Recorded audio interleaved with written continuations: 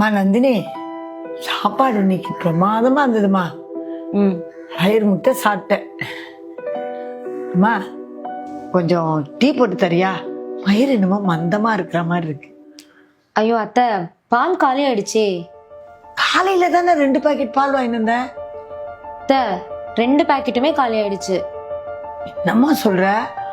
காலைக்குள்ளவா 2 packet காலி ஆயிடுச்சு? ஃப்ரிட்ஜில் இருக்கான்னு தேடி பாரு. அத்தை, எனக்கு தெரியாதா இருக்கா இல்லையான்னு? சொன்னா நம்ப மாட்டேறீங்க. சரி. என்னாச்சு?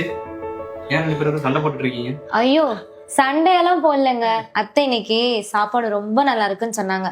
அப்புறம் நான் டீ வேணுமான்னு கேட்டேன், வேண்டான்னு சொல்லிட்டாங்க. அம்மா, வேற எதுவும் இல்லைல்ல?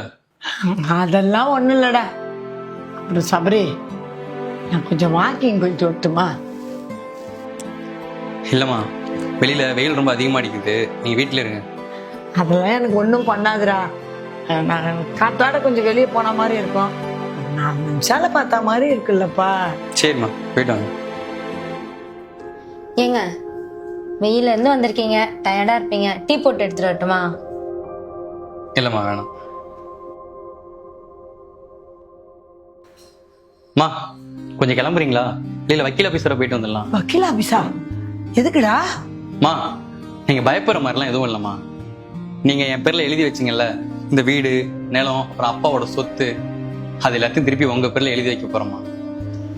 அதுக்கு என்னடா அவசியம்ப்பா? அவசியம் இருக்குமா.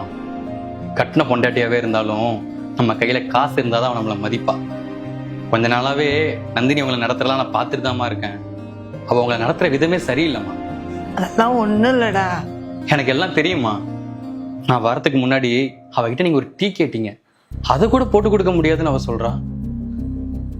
என்னையும் அண்ணனையும் நீங்களும் அப்பாவும் கஷ்டப்பட்டு நல்லா படிக்க வச்சு நல்லா பார்த்துக்கிட்டீங்கம்மா. உங்க கடமை முடிஞ்சிருச்சு. ஆனா இதுக்கப்புறம் உங்களை நல்லா சந்தோஷமா பார்த்துக்க வேண்டியது என்னோட கடமை.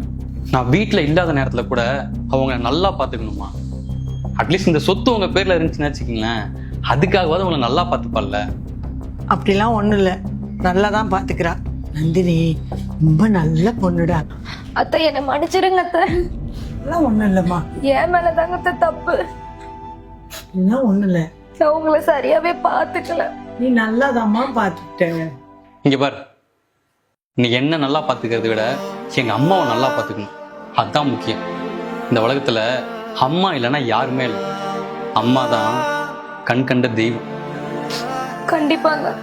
நீயும் நானும் உங்க அம்மாவையும் சரி எங்க அம்மாவையும் சரி முடிஞ்ச அளவுக்கு சந்தோஷமா வச்சு பார்த்துக்கணும். இந்த உலகத்துல அம்மாவை சந்தோஷமா வச்சு பார்த்துக்கிறத விட பெரிய புண்ணியம் வேற எதுவுமே இல்லை.